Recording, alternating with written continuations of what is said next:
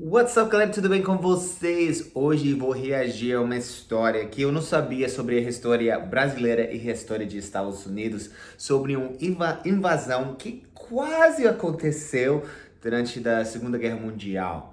Hoje faz 65 anos desde a invasão da França, ocupada pela Alemanha, que a gente chama D-Day, 7 de junho 44, meu avô, não sei se ele lutou nessa batalha, não tem prova. Eu sei que ele lutou depois na Batalha das Ardennes, na Bélgica, e passou Natal de 44 lá. Essa história que eu sei. Mas eu não sabia essa história do Brasil. Na verdade, eu sabia pouco sobre a história do Brasil na Segunda Guerra Mundial. Eu acho que isso é uma coisa que muita gente não sabe. Muita gente não sabe sobre a participação do Brasil na Segunda Guerra Mundial. Mandou mais que 25 mil soldados lá para a Itália, principalmente. E o Bandeira ele cobra fumando, porque eles não iam entrar na guerra, só quando cobra fumar, eles acabam entrando na guerra. E essa história aqui tem muito a ver da razão por que eles acabam entrando na guerra. Antes disso, se você quer aprender inglês, se inglês vai facilitar a sua vida, que eu sei que vai, se você quer aprender a história em inglês, se você quer conversar, viajar, conhecer o mundo, trabalhar em inglês, Keep Up é a plataforma para você. Tudo é customado para seus interesses. Eu sempre estou lançando cursos novos, até cursos históricos, pequenas histórias, coisas gramaticais, coisas de pronúncia de frases, tudo que você pode imaginar, customado para você e num custo super legal. É dentro do plataforma Keep Up, o link tá abaixo. Agora vamos ver essa história que eu não sabia. Primeiro eu tenho que recomendar esse canal, Viagem na História. É muito legal, já vi alguns vídeos, mas essa foi a primeira vez que eu vi esse vídeo. Na verdade, eu vi um pouquinho para facilitar esse vídeo. Agora eu fiz umas notas, mas eu vou mostrar um pouco, mostra na tela e depois a gente vai conversar sobre os pontos dele no vídeo. Mas acho que super vale a pena depois de ver o vídeo íntegra. Eu vou deixar o link dele embaixo também. Uma rápida olhada no mapa mundi mostra a localização estratégica do Brasil no que diz respeito à travessia do Atlântico, especialmente a ponta nordeste do Brasil, que é o ponto de passagem mais curto para a África Ocidental Francesa e Serra Leoa. Nossa, que se você pode ver nessa mapa aqui, saindo de Miami, primeiro você está na Venezuela e depois Belém, São Luís, Natal. Natal parece que é o ponto mais estratégico para chegar na África. O West África, na época, era colonizado pelos franceses, mas os franceses eram ocupados pelos alemães.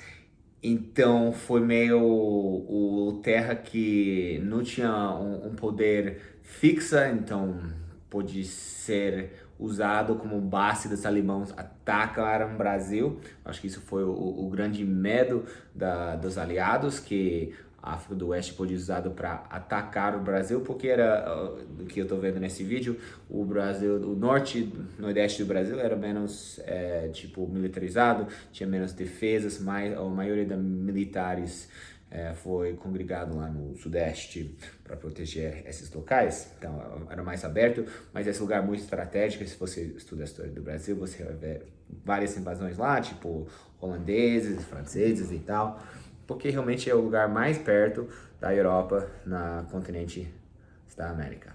Não Europa, de outro lado, de África, e depois você pode usar, chegar na África para chegar na Europa, para chegar no Oriente Médio. Então, enfim, é importante. Vamos pular um pouco. Passagem mais curto para a África Ocidental Francesa e Serra Leoa. Em 1939, quando os Estados Unidos elaboraram um plano estratégico para toda a guerra já prevendo.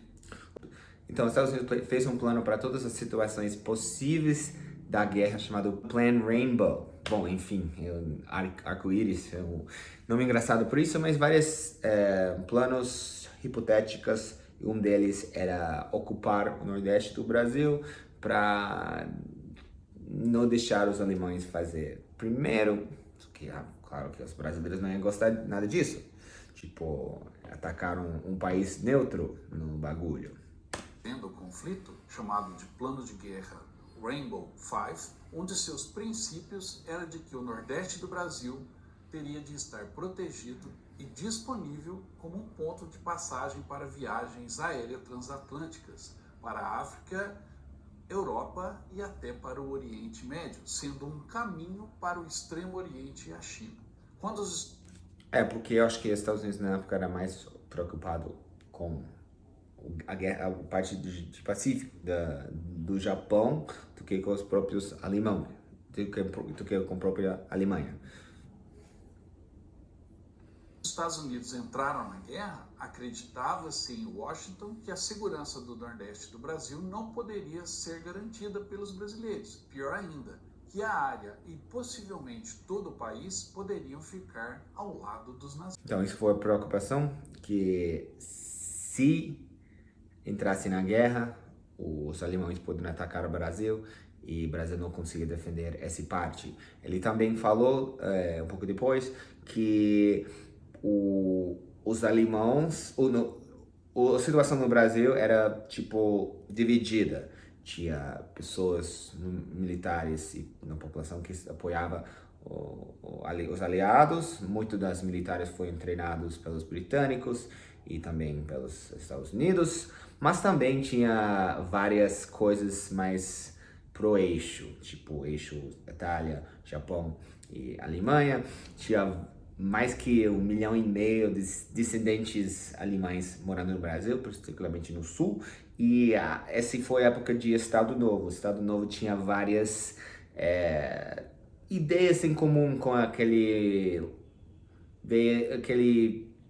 autoritarismo lá na Europa, e nessa época a coisa que estava acontecendo na Alemanha, a gente não sabia exatamente de onde ia. Tipo, isso foi antes da tudo. Se você estava prestando atenção, você ia chegar. Mas é mais fácil dizer agora, olhando para trás, a situação e qual era o lado do bem, qual era o lado do mal, do que em 1939.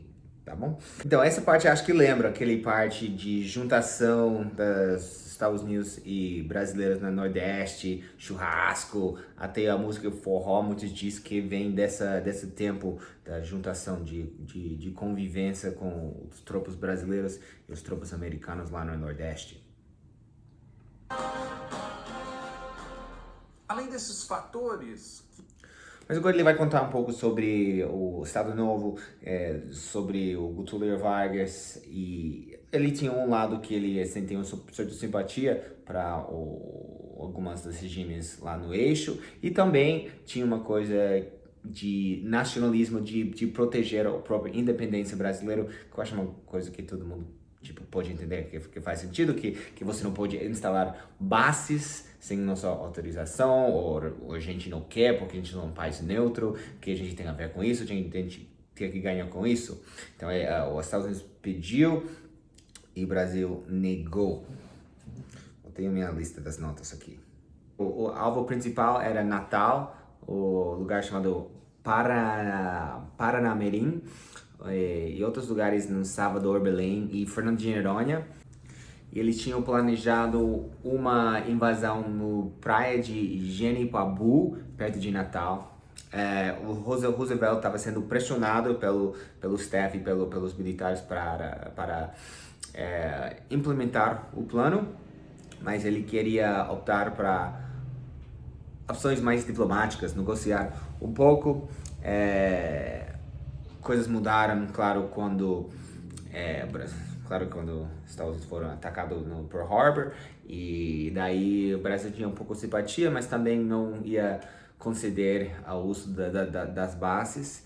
E finalmente, depois de muito papo, eles falaram: ok, bom, vocês podem mandar pessoas para ajudar na manutenção das aeronaves.